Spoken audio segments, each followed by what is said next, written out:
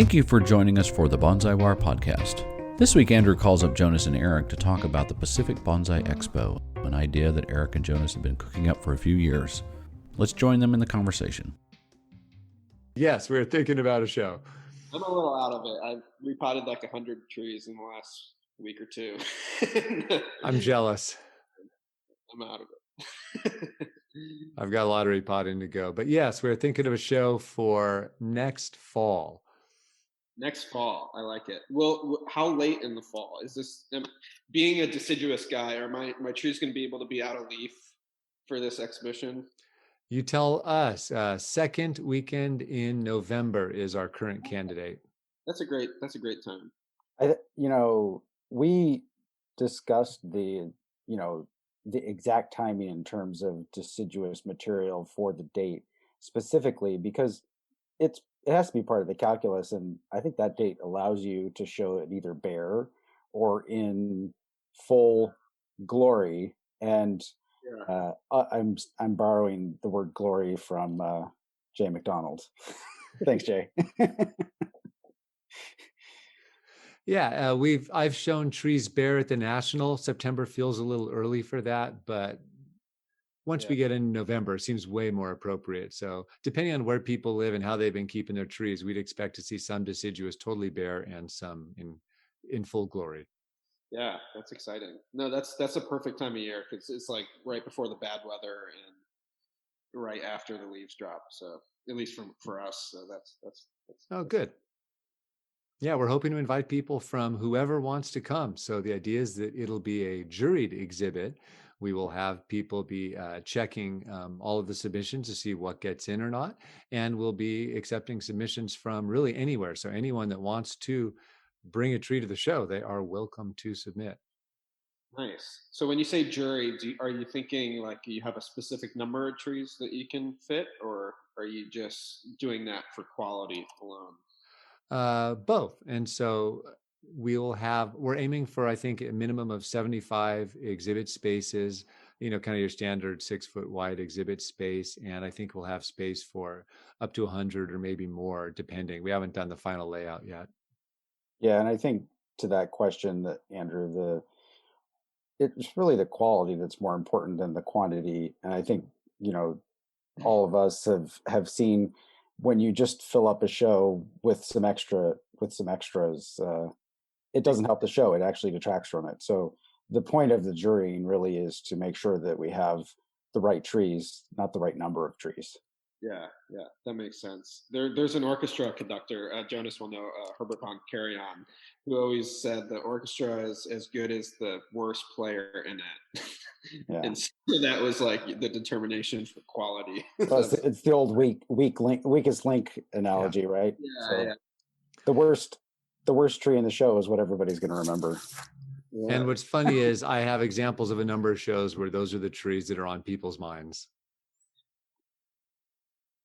And so the competitiveness will completely depend on what people want to submit. And so we're going to be soliciting all kinds of submissions. We expect the submission period to be early next year, but we'll have all the criteria set ahead of time, probably middle of this year or something like that. Yeah. So next fall, do you think it will alternate every fall with the national show? Do you think this is a one-off, or is this a continual thing that we can put on our calendars? If everybody lives, we'd like to do it every other year, but that's based on survival. Okay. Yeah, I mean, I think what we're seeing across bonsai, at least in Northern California, a lot of the clubs are sort of struggling to put on shows. And I think that having that large kind of group setting to strive for in terms of the quality of your trees is really something that people can be excited about. And so having it not just be a one-time event, but be a every other year, alternating years from the national seems like a logical place to start. Yeah, and we don't really have that on the West Coast. I mean, I know the Federation down there has a big show, but that's mostly just, it doesn't seem like a lot of Oregon and California, I guess more people, but maybe not trees, get down there for that event. So it'd be nice to have something on the West Coast that we can call our own. Yeah, exactly. And that's kind of the idea. And that's what went into the name, the Pacific Bonsai Expo, is that it's going to be up against the Pacific. And actually, the venue that we're looking at is actually right on the water in the San Francisco Bay. Oh wow. Uh, is it in Oakland? Yeah. Nice. I don't know. Are we sharing the venue that we're aiming for? I don't see why not. Yeah. Go ahead. Do you remember the name? The, oh God, Bridge Yeah. Yard. Yes, the Bridge Yard. I almost said the Corp Yard. I was like, no, it's not the Corp Yard. But the space is really interesting because it used to be one of the kind of endpoints of the trains that were on the lower deck of the Bay Bridge, and it was like actually, I think it was a maintenance house. But anyway, yeah, it's the maintenance house for the old. I think it was actually the old streetcars in San Francisco 100 years ago. It's that old a building. Yeah. So there's like these kind of these like stripes, and I think there's actually some glass in the floor in a couple of places where the old like maintenance pits used to be. But the space has been totally redone. It's full, absolutely full of natural light. In fact, there's so much natural light. I think that we were talking to the venue people about whether or not they would be putting curtains over some of the high windows to reduce the amount of sunlight in the space. Well, that's a good problem because most bonsai shows are just so dark and poorly lit. Yeah, I think brightness and that natural light quality is really really beneficial in bonsai shows. Yeah. Yeah, it's kind of more or less floor to ceiling glass on both sides of the building, and then on the south side, there's those additional high windows to let in even more light, and that's where the curtains might be. But wow, does the glass are you literally looking out at the bay? Yeah, the view. Though when you're in the middle of the show, I don't know that you could see the bay when you're right in there, because the way it's situated is when you're standing with the water behind you, you walk into the front area and there's kind of a front room before you enter what the primary hall is. Okay. Plus the bottom of the windows is, I think, 5 or 6 feet off the ground.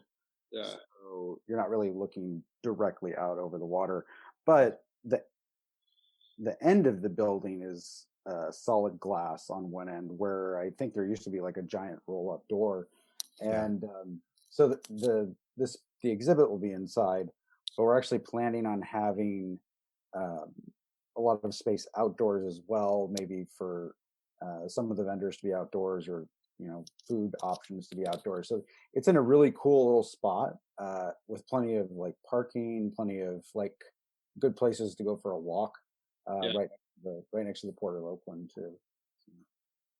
That's great. Yeah, I was just going to ask you what were some of the considerations when choosing a venue, because it's like one of the hardest things about planning a bonsai exhibition is just the space itself for having good trees, where you also have parking and vendors and all that. Well, I mean, I think parking is something that people are concerned about, and that's why we were looking outside of San Francisco, for example. Looked at like Treasure Island, and there's too much construction going on Treasure Island at the moment for any of the venues there to be really appealing. And this way you don't have to pay the bridge toll to get halfway across the bridge. But no, I mean, I think that, Jonas found this, but when we went and looked at it, I found it very inspiring as a potential venue because of the natural light, just because of the ambiance. I've always liked kind of like an industrial artistic kind of vibe, which I think is what it gives off. But I think just with the show set up, it'll be really fantastic as a venue, and no problems with parking. And the woman who we were meeting with from the venue was telling us that it's also really easy for rideshare, which maybe by the time the show rolls around, people actually be using rideshare again. Yeah, let's hope. Yeah, our big criteria were, enough space, both inside the hall and out. And we wanted a central location, that wouldn't be too far from us, as well as the rest of the greater community in the area. And there's a handful of venues around, but this one kind of checked all the boxes in terms of the size. And it's true. It's only so often you get to be in a registered historic building that's been fully renovated. It's owned by the Port of Oakland, leased back to the East Bay Regional Park Department, and then managed by a venue management company for just this kind of event. Yeah, that's exciting. Yeah, I dig it. So you have a good space, which is like one of the hardest challenges. So when I show up with my tree and my stand, how is that going to incorporate in the space? Are you going to have just your standard tables with cloths and backdrop curtains, or Well, what? first the robotic arm swoops in and picks up your tree and it just deposits it precisely where it's going to go in the exhibit hall. Yeah. We've specifically calibrated the crushing strength of the robotic pinchers to make sure that Yeah. it only half crushes the trees. Exactly. Yeah. And I think, it's going to be really nice. You want an But actual answer? I think your answer is really your question is really more to the sort of accessibility of it or the setup. The setup, yeah. What's the setup look like? Have you gotten that far in the planning process? I A little mean, bit. we've had a lot of conversations about it, but I don't know that we've reached like a completely full determination layout kind of thing. But it's both Jonas and I talked about wanting to have traditional space for doing bonsai display, but also having space for people to do non-traditional display. And Yeah. that might mean that there are exhibits that are more like a large scale Ikebana show, if you've ever been to one, where the exhibit is on the floor, but it's 8 feet tall and 12 feet wide. Yeah. So I think we're looking at ideas like that and hoping that people that bring bonsai are not just bringing their tree and plopping it on a table, but also open to those other sorts of possibilities. And as you know, I've done a few of them myself. Yeah.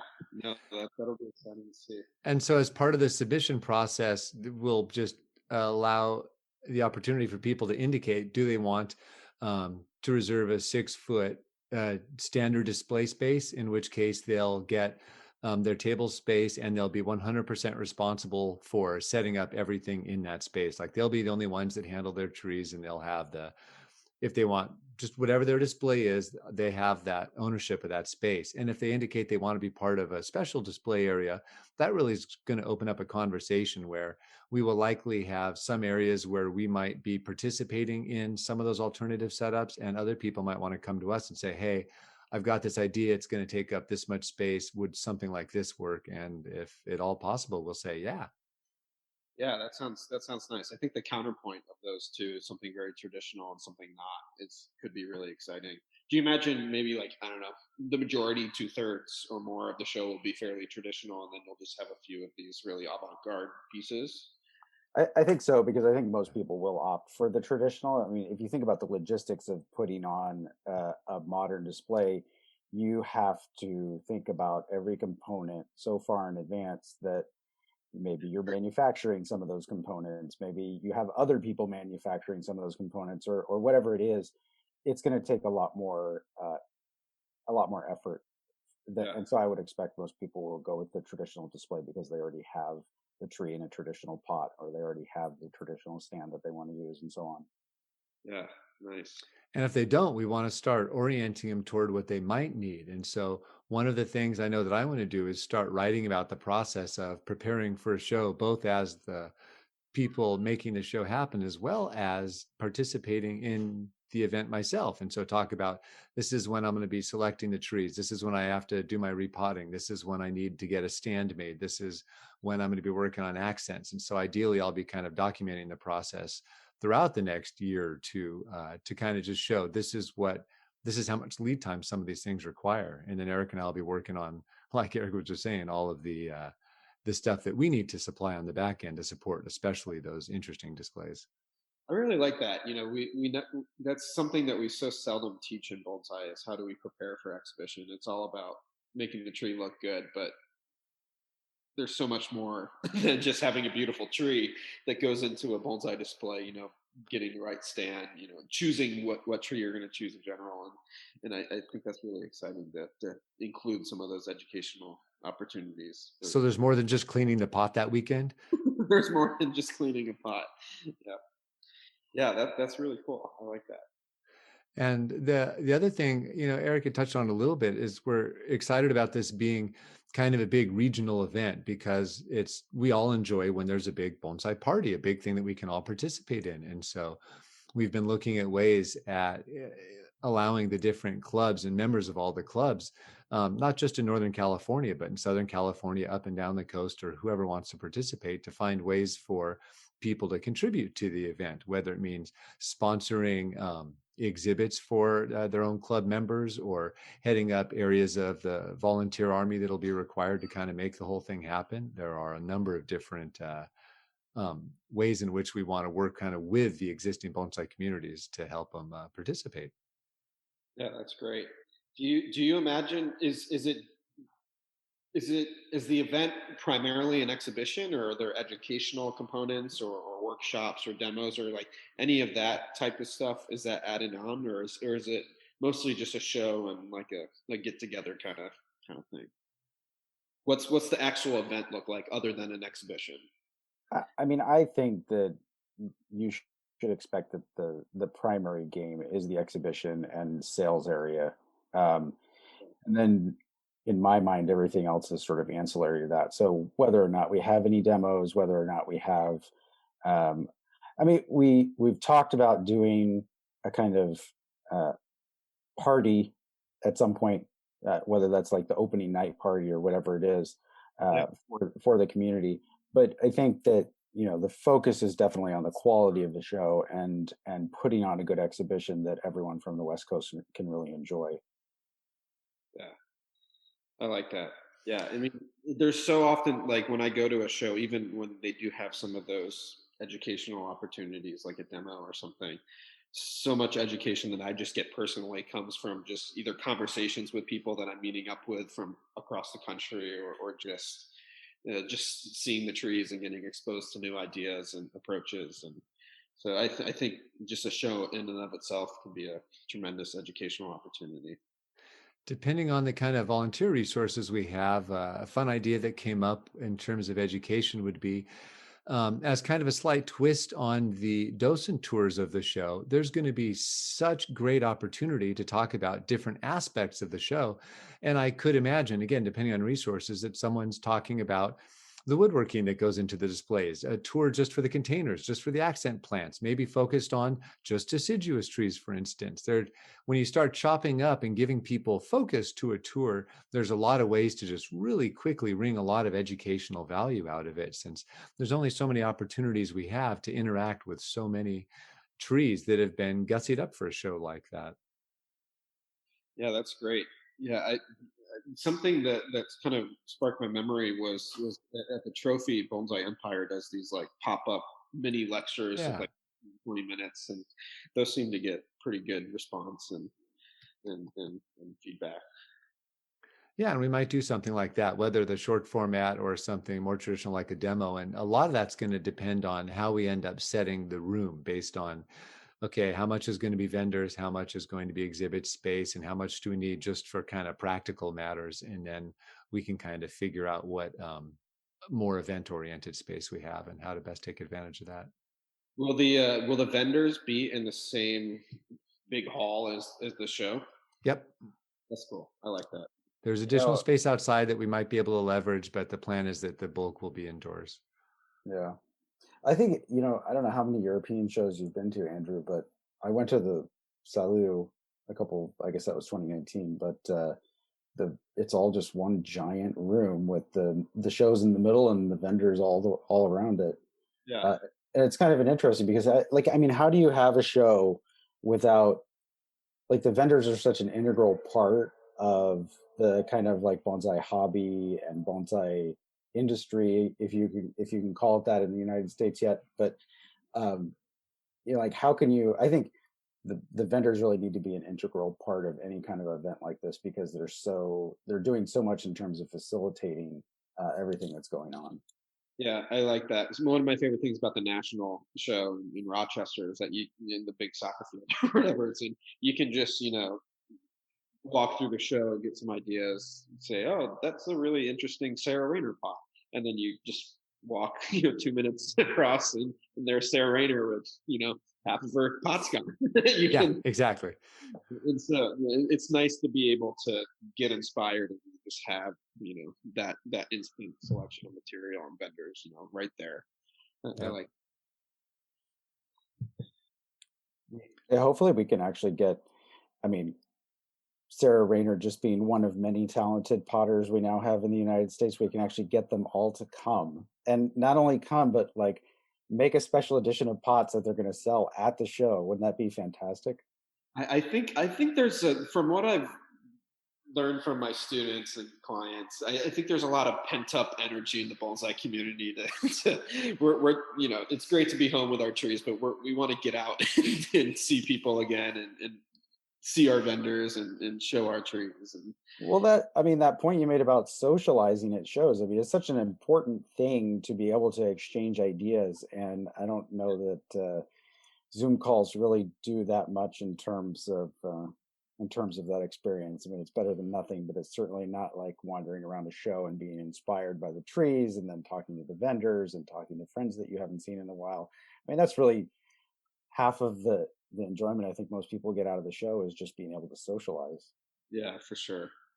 Yeah. Do you imagine you're calling it the Pacific Bonsai Expo, but will you take trees from New York or South Carolina or pretty much anywhere? Is this a national exhibition as far as you're concerned? It's up to whoever wants to participate. That's what's going to determine the geographic scope. Okay. Yeah, and we're not condoning any illegal border crossing, just put it that way. But we'd love to have the best trees from everywhere. Yeah, and actually, that's a good point. So, one thing I'm going to try to do is put together a resource for best practices for getting trees into California, because that's a very real concern. The one nice thing is that you'll know upfront about getting it in, and then getting your tree back out of the States, usually no problem at all. Sure. Yeah. Yeah, and Jonas and I both have experience with transporting trees in and out of California legally. Mhm. And so if exhibitors are concerned about getting their trees into the state, they can reach out to us and we can help them work with, because really all, it's like this big ominous process, but really it isn't. You just call up a person at the county ag extension and say, "Hey, we need to get this plant into the state." And usually, 99% of the time, there's no issue. And we just need to get the phytosanitary certificate. That's kind of the one piece of paperwork. So if your county can issue you a phyto, then that's the paperwork that they can look at when you come into California. And Jonas is already in the county that the show is in. So he knows all the people that we need to talk to. Yeah, and I'll be definitely being in touch with them throughout the next 2 years to make sure that we're doing what we can to make that as straightforward as possible. Yeah, and now that we know how to use Zoom, we can just get all the exhibitors on Zoom and say, "Here's how you you get your trees into California." from out of That's state. right. That's right. But if they don't know how to use Zoom, then maybe we can just call them. Yeah. Awesome. I'm excited. This is sounding like it's going to be a lot of fun. So I'm curious, from your perspective, in terms of the trees, you can make a lot of statements about what you want to highlight in bonsai, and just based on who you choose as jurors or what kind of material select. And I'm curious, what kind of things might excite you about a show of this scope? Well, I'm always there's no hiding it. I'm always interested in deciduous and seeing what non-mountainous conifers are going to be at the exhibition. I love seeing the diversity in an exhibition. Um, it becomes tricky because there's not as many nice deciduous or broadleaf trees out there. And so having a well balanced show while keeping the quality at a really high level is tricky. But I'd love to see some beautiful deciduous and just broadleaf trees in general show up. I'm also wondering if you'll have any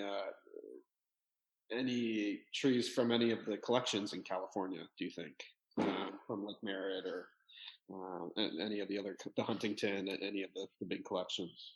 I've definitely informally mentioned it to at least one of the curators, and I will be following up multiple times. But I think it would be absolutely fantastic to do that, especially for our local collection in Oakland. It's just, to me, it's a no-brainer to try to get. It's such a good opportunity for visibility for those gardens to participate, and so I will be working. Hopefully, we'll be in touch with whoever at the garden within their volunteer corps will be preparing the trees and selecting the trees for submitting to the event. Yeah.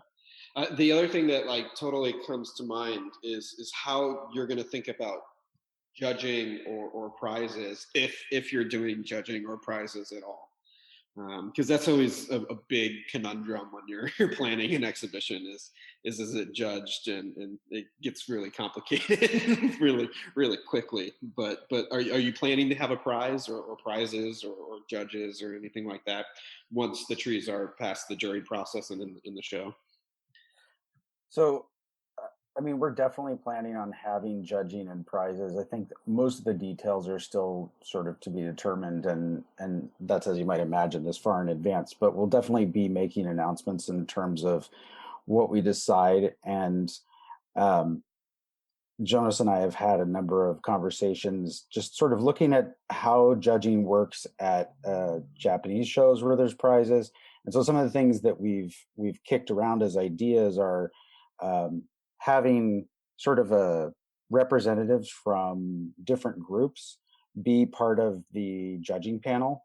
So maybe if we can use some of the GSBF lists, and clubs can send a representative, and they have a vote in terms of which trees are eligible for certain prizes.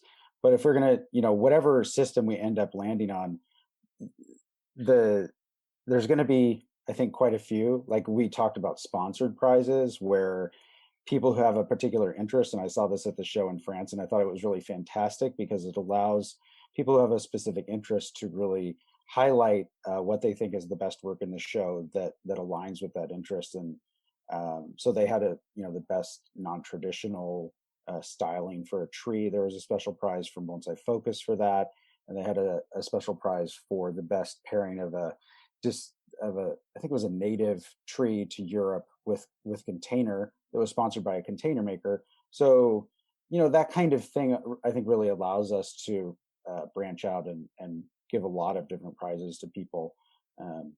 So still TBD, but Yeah, lots of ideas. yeah, that's great. What do you think, Jonas? Yeah, that's We've talked a lot about judging in the past. Yeah, and I've had a number of fun conversations with folks in Japan on the topic too, just to find out, what works and doesn't work, or what the strong and weak points are about how some of the Japanese exhibits are adjudicated. And I've ever since we kind of came up with it, I've been really liking the idea of having, one representative from, each of the participating clubs to send someone into the panel so that we have a broad number of judges, which is going to give us that breadth to make more mathematically meaningful results from that. And it's also another way to kind of encourage participation across a broader group. And in terms of the prizes, I love the sponsored prize idea because then it lets people, just like Eric said, represent and promote your special interest through the form of this kind of encouragement. Yeah. You want to see more big conifers? Great. Here's how you can do that. You want to see more accent plants?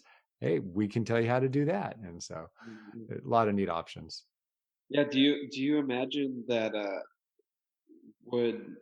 how do I say this?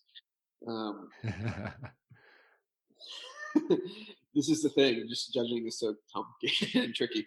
Do you imagine that for the clubs? Do you think for any club that participates? So if you're doing this club kind of representative judging, I mean, would that just be limited to California, or would the Puget Sound Bonsai Society be able to send someone down, or Bonsai Society Portland, something like that? Is it just for all the clubs that are participating, or just? Well, that's a great question. Like just off the top of your head, what makes sense to you? I don't know. Yeah, I've actually never thought about the representative judging before. So you just stumped yourself, Andrew. Yeah, it's it's weird. Like it's a republic. It's a democratic republic. Yeah, right. I think that's why so many of the details are still TBD. So I mean, the people that are listening to this, if you have an idea about who you think should be involved, we'd be happy to hear it. But I think having buy-in from a diverse pool of people is sort of what we're thinking. We don't want to have just two judges. So the jurying will be just a couple of people, 2-3 people, something like that, because it happens in advance, right? So, but at the exhibit itself, we'll have a lot of people there. So why not involve people in the actual judging process? And yeah, so, I like it. It's like self-policing or self-judging. It's like the community, deciding itself, and I think that's a really interesting concept. So, I mean, there's something to be said for, I think, Jonas, what did you say about basically in Japan, they use a nominating process. So there's a certain number or small number of people that nominate trees to be part of eligible for the prizes. And then there's a larger panel of people that actually decide which of the nominees are awarded the prizes. So there's all kinds of different ways you can go about it. And I think we just need to figure it out.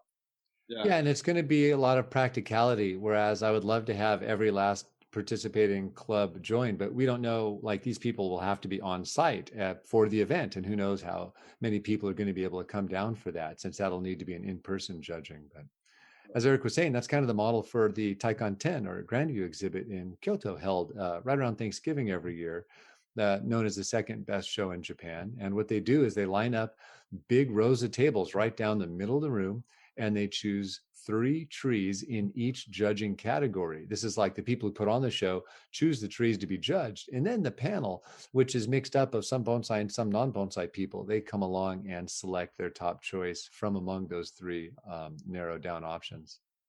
Do you imagine the creative displays, the non-traditional displays, would be judged, or do you think those would just be kind of artist statements, like kind of something off to the side? Because once you break down the barrier of this is the display and they have these variables, it gets really tricky and subjective with the judging. It does. And there's a big difference between the exhibit that everybody talks about or that the one that everyone respects. Like there's going to be a lot of different ways this could fall, but based on I think if we have a meaningful category, it would be totally reasonable for every last tree in the room to be eligible for 1 or more prizes, whether by the species, whether by the size, or some display focused ones. And that might depend on the sponsor again. Like if the Portland Bonsai Village wants to sponsor an outlandish display category, I think that'd be fantastic. Yeah. When I go to non-traditional display, I think about like, well, what do we need these folding tables with tablecloths on them for displaying trees? And then we're putting, replica of a piece of Chinese furniture on top of a plastic table and a tablecloth, and then we're putting the tree on top of that. That doesn't make any sense to me. But I mean, this is all sort of like setting up something that looks vaguely like a tokonoma alcove in a Japanese tea house, and so I go all the way the other direction, which is I'm going to, put a cement block on the floor and then have a counterweight, and I'm going to have my bonsai suspended from a mobile or something like that. But I'm just spitballing here. But anyway, I expect a mobile. That'll be great. But the point is that it's really hard to say how they would be judged, because ultimately maybe that's up to the person who's creating the display. Like, what category do they want it to be judged as part of? Do they want it to be just sort of, because you can push the boundaries gently, or you can just totally destroy them. And at some point it's no longer a bonsai, right? But where do you draw that line? It gets a lot more tricky in these avant-garde displays. Yeah. The most interesting thing I've ever heard with judging, and this is outside of bonsai, and I highly don't recommend this, so maybe this is a little bit of a tangent, but in some of the big piano competitions in the world, like the Chopin competition, it's really interesting to me that for the prizing, they have like first, second, and third prize. You could win second prize and have nobody win first prize. And it's like totally like bizarre. Like the judges felt like you were good, like the best one there, but maybe not like first place worthy.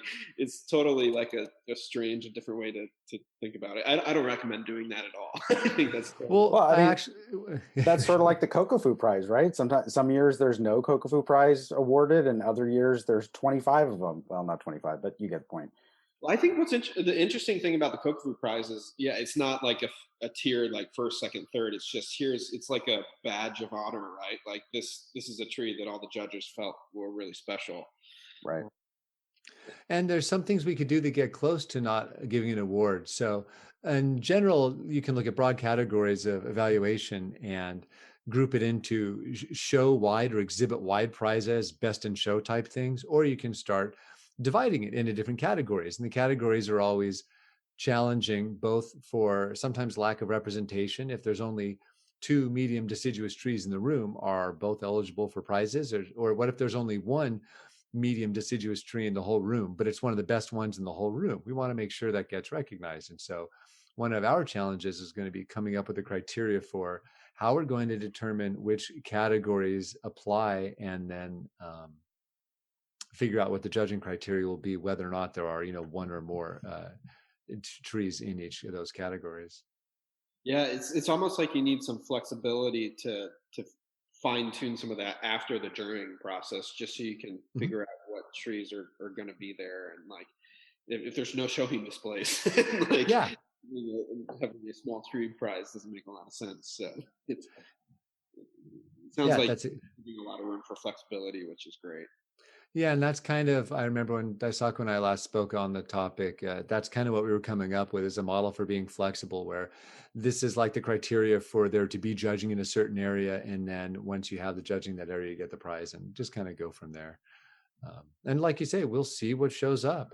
We are hoping for, and will be encouraging, broad diversity of sizes and species. And we want to do that by at least making kind of placeholders up front for what the award categories might be, just so people have the expectation when they go into it that, there are these different, they have a good understanding that there might be these different categories, so that they know kind of where to aim. I think we should have a prize just for the largest tree. Like that's it. Maybe by weight. Don't challenge me. Yeah, Like, you could be competitive in that. I mean, if you have a forklift, you obviously have an advantage. But I mean, Do we get to bring the dingo into the exhibition? Yeah. Oh yeah. yeah, no, it's truck accessible. I mean, you can even rent a crane if you want. Yeah. Okay, I think on that note, we better take a break and hear from one of our sponsors. Are you tired of your antique Chinese bonsai pot looking drab and dull on the shelf? Have you ever lost a competition because your pot had lost its luster? Are you embarrassed to have your friends over because your pot collection has fallen into disrepair? Patina Buster is a new, environmentally friendly solvent that removes hundreds of years of grime and buildup in no time. Just brush it on, wait 5 minutes, and use a wire brush and power washer to remove. Simple as that. Works better than scrubbing powder, steel wool, and sandblasting. With a single day work, you could restore your entire collection back to the bright and shiny jewel that the potter originally created.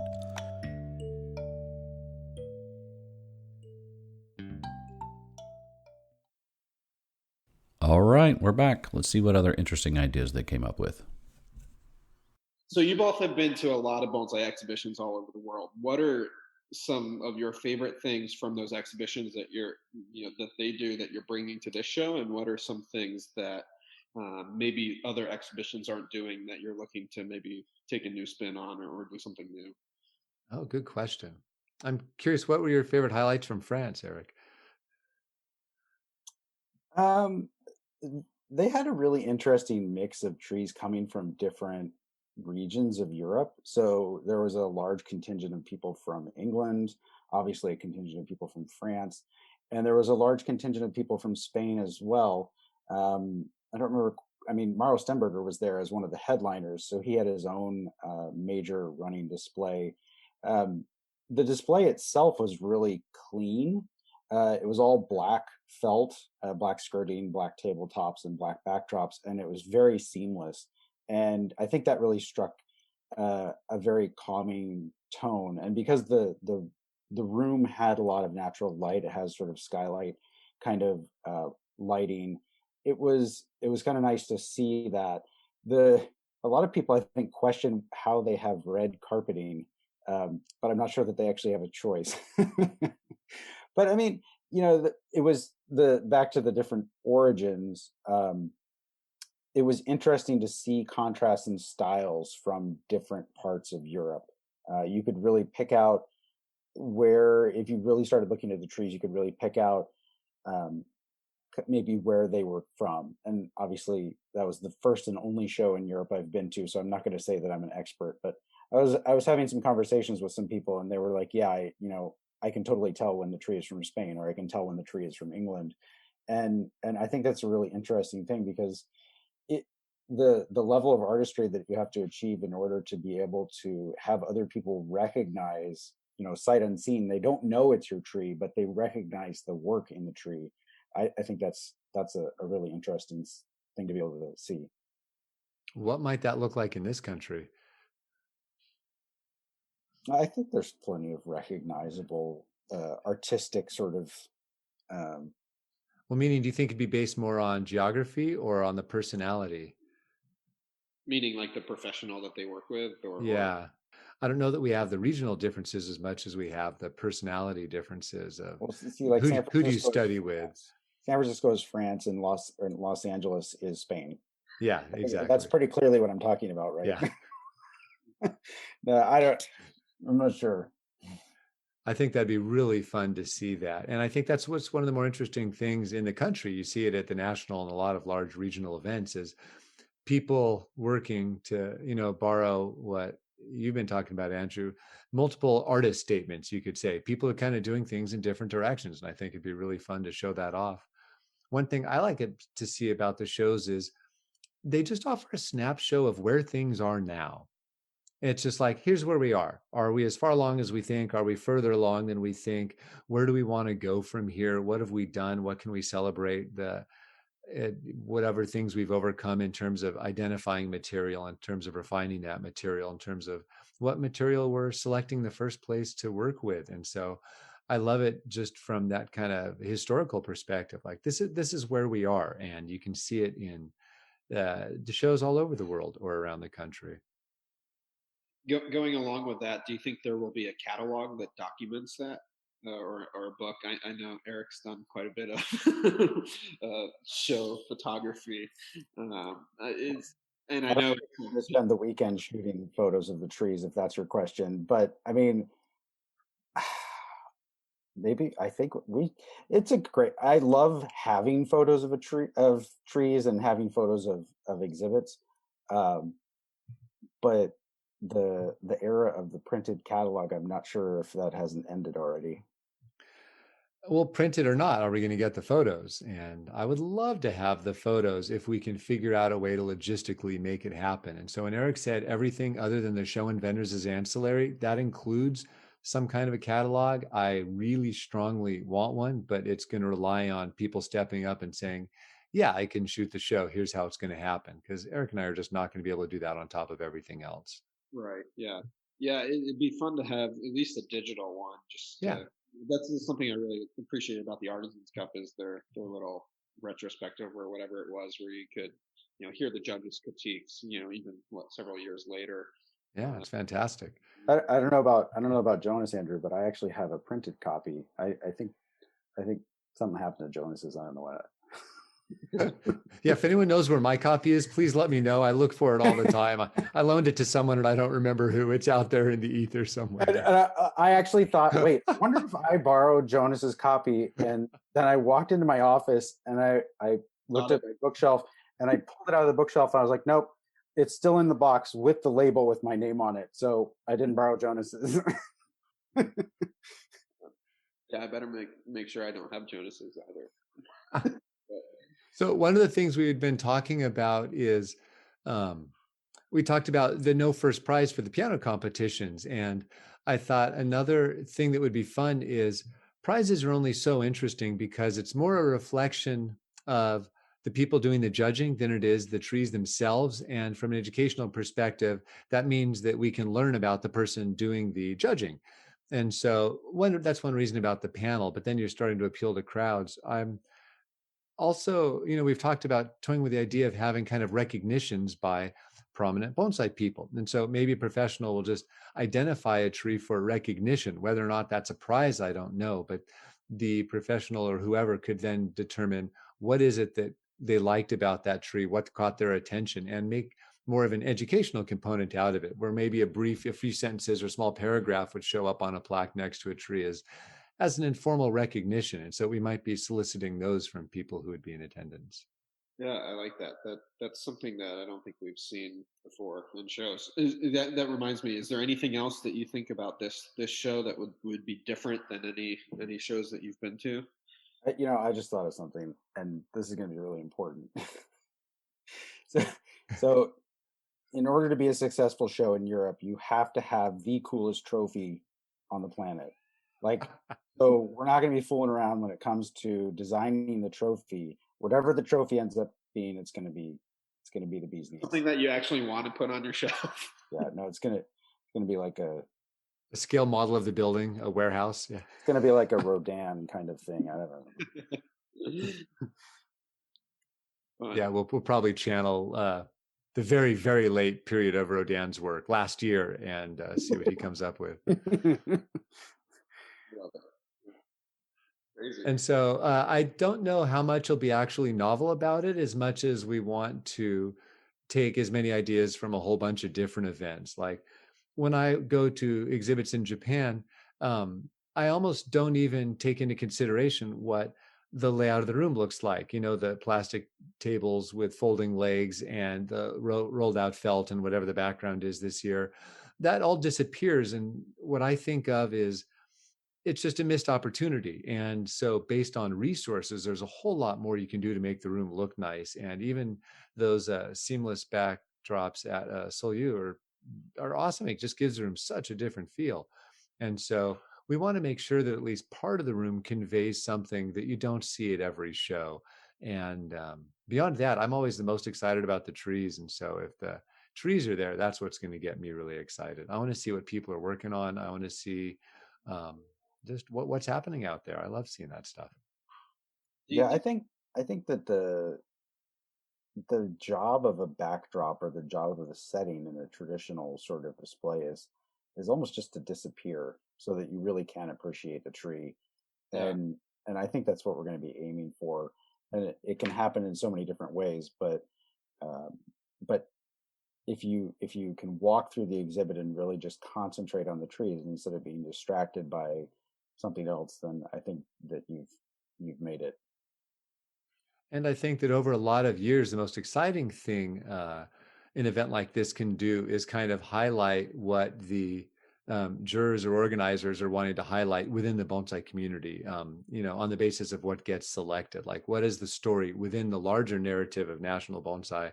Well, what's happening? What are some things that we want you all to pay attention to? And what's cool is that is just not it all up to us, and because it relies on what's submitted, and that's what makes this such a kind of community driven event. In terms of what gets in is going to be a reflection of what people want to share, and that's the biggest unknown and the biggest opportunity to make it an exciting event. Is we're not going to know what's going to be in there ahead of time. That's just not part of the plan.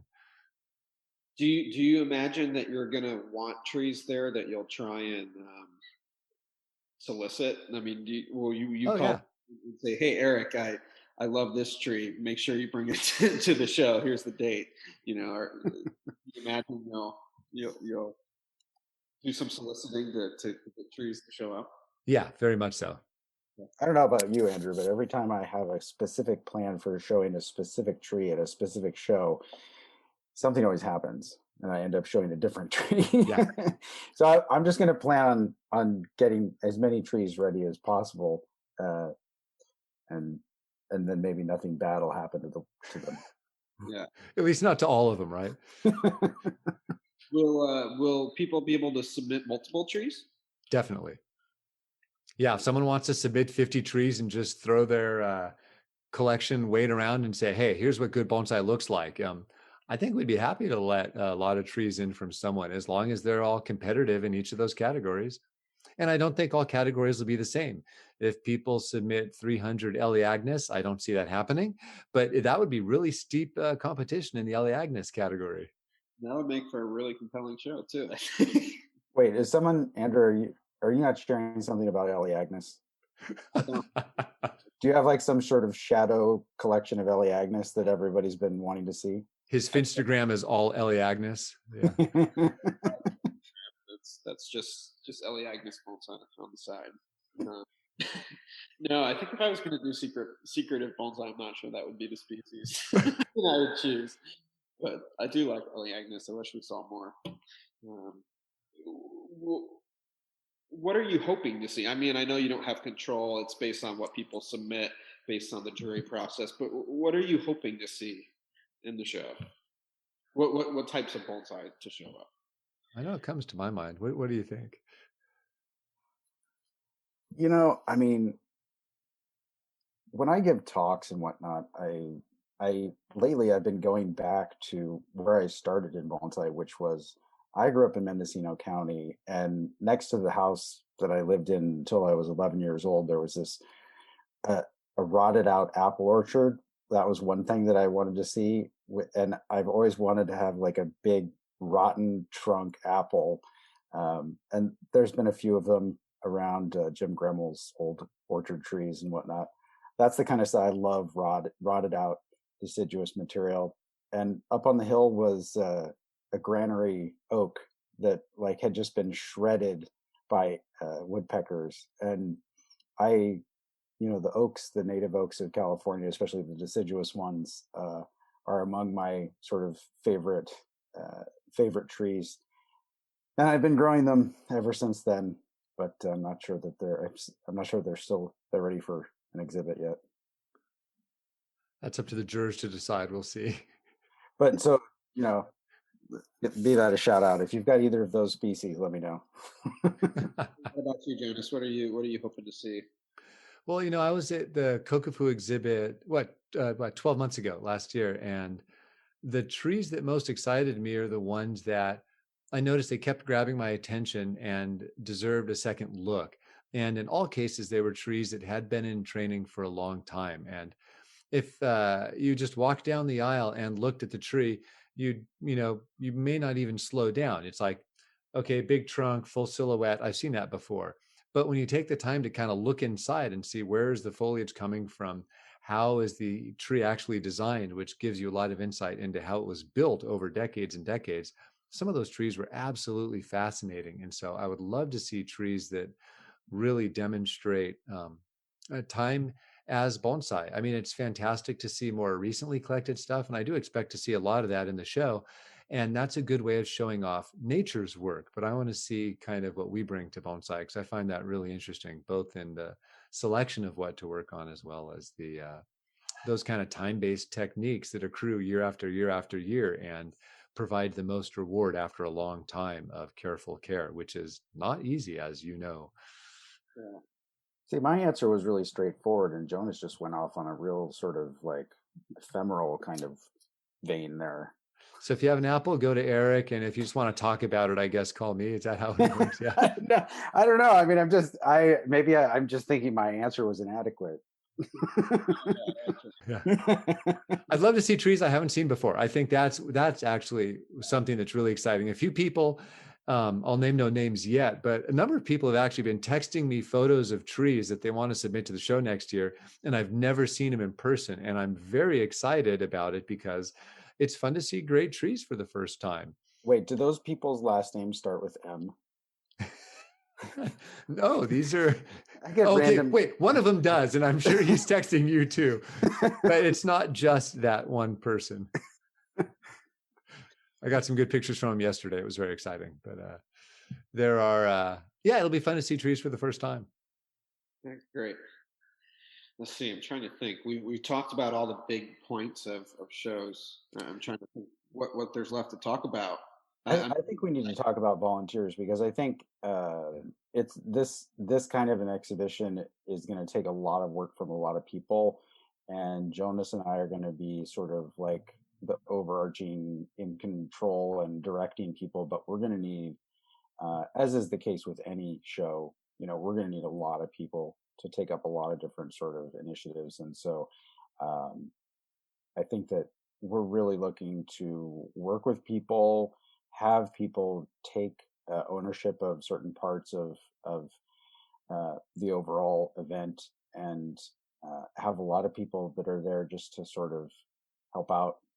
So, Yeah, and that's my exact dream that I would love for the chairs of individual components of the show to have more autonomy than they would in a normal club event, and that our role would be to provide support to those people so that they can do their jobs, managing vendors, managing registration, managing whatever it happens to be, security. And so that, they're coming to us with the plans and we're providing whatever resources are needed. Because we want to make sure it's a repeatable event. And the idea is that we're not relying on individuals as much as we're relying on roles, and that we have those roles, somewhat reasonably documented and clearly understood, so that when the event comes, that people will know, where to go to for each of those areas of concern. Great. It's I imagine doing a show for the first time, even though you plan on this being recurring, you're going to need way more help the first time, just trying to figure out.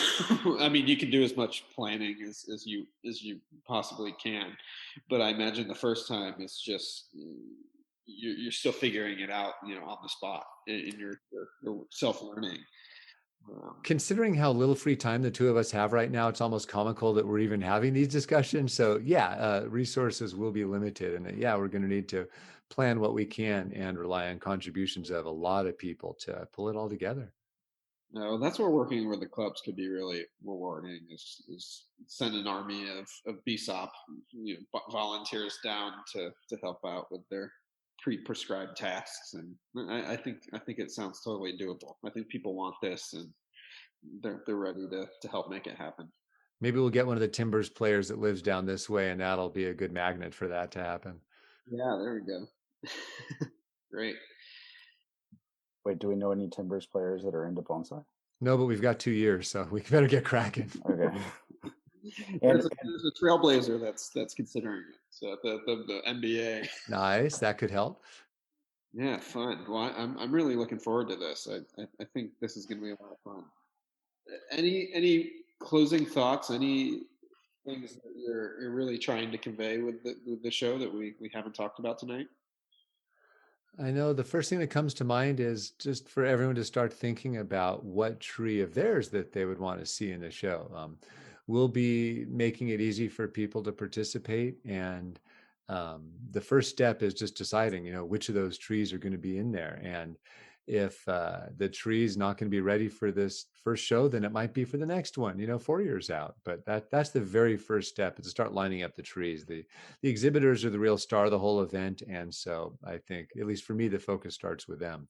For anyone that has ideas about wanting to help, we'll be probably soliciting specific roles further on down the road when we have a few more things planned out, like we've nailed down the dates and the venue and all that stuff. And so we'll provide ways for people to contribute. But in the meantime, if you have just basic ideas, feel free to let either of us know. We'd be happy to hear about it. Yeah, I'll second everything Jonas just said. We've been talking about this, I can't tell you for how many years. We've spent many hours on rides to bonsai events, like not 10 years, but over 5 years that we've had these discussions about how this might work. So it's fun to kind of start putting these ideas into play. Yeah, so just to summarize, it's the Pacific Bonsai Expo happening in 2022 in November, maybe a week or two before Thanksgiving. Yeah, it'll be the first or second weekend in November is what we're aiming for. Okay, great. And is there a website or how can people find out more other than listening to the podcast? They'll have to wait on the edge of their seats until we have a website. And so I will be we're probably both on our websites, be posting about this along the way. And when these resources exist, we'll be pointing everyone to it. Great. Well, I'm looking forward to it. Thanks, guys, for your hard work and getting this together. It's going to be a lot of fun. Thanks so much for having the chat.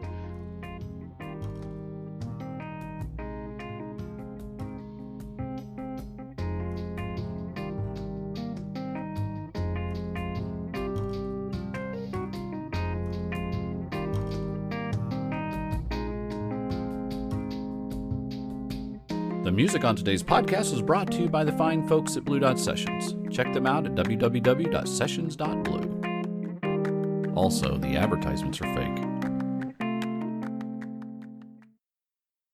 But did that feel fine?